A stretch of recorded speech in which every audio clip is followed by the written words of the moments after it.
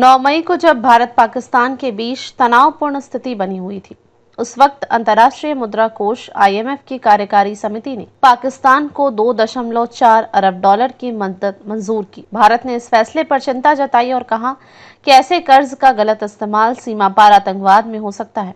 हालांकि IMF में प्रस्तावों के खिलाफ वोट देने की व्यवस्था नहीं होती, इसलिए भारत ने वोटिंग में हिस्सा नहीं लिया। एक्सपर्ट मानते हैं कि पाकिस्तान की आर्थिक नीतियों में एक बड़ी खामी ये है कि वो हर बार संकट आने पर सिर्फ उधार लेने पर ध्यान देता है, सुधार करने से कतराता है। 1980 में पाकिस्तान की प्रति व्यक्ति आय कई पड़ोसी देशों से ज्यादा थी, अब कम है। पूंजी निवेश और उत्पादकता में लगातार गिरावट है। मानव संसाधन, शिक्षा, कौशल में निवेश भी कम है। 2000 से पाकिस्तान का निर्यात प्रदर्शन क्षेत्र में सबसे कमजोर रहा है।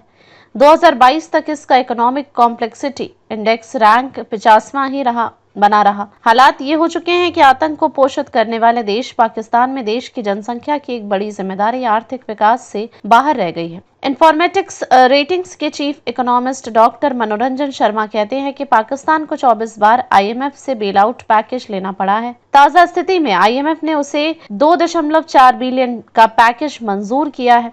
देश की आर्थिक बदहाली की जड़ें राजनीतिक अस्थिरता, लोकतंत्र की कमजोर बुनियाद, सेना का प्रभाव, गलत आर्थिक नीतियों, घरेलू संसाधनों की अनदेखी और चीन, सऊदी अरब जैसे देशों पर अत्यधिक निर्भरता में है। सब्सिडी की राजनीति और सुधारों की अनदेखी ने हालात और बिगाड़े हैं। असल में पाकिस्तान की अर्थव्यवस्था अब भी कमजोर है, कर व्यवस्था सीमित है, सब्सिडियों का बोझ अधिक है और सरकारी संस्थान घाटे में चल रहे हैं। न ऊर्जा क्षेत्र में बड़े सुधार हुए हैं, न प्रशासनिक ढांचे में। ऐसे में IMF द्वारा बार बार मदद लेना अच्छे पैसे को बुरे पैसे के पीछे फेंकने जैसा है। इंडो पैसिफिक रणनीतिक सलाहकार और इंडिक रिसर्च फोरम के स्ट्रेटेजिक एंगेजमेंट एंड पार्टनरशिप के डायरेक्टर बालकृष्ण कहते हैं कि पाकिस्तान में कई उद्योग सब्सिडी और सरकारी संरक्षण पर टिके हैं। ये दिखाते हैं कि सब कुछ ठीक है, लेकिन असल में इससे प्रतिस्पर्धा खत्म होती है। जब तक उद्योगों के लिए प्रदर्शन का पैमाना और सब्सिडी खत्म करने की समय सीमा तय नहीं होगी, तब तक आत्मनिर्भरता एक सपना ही बनी रहेगी।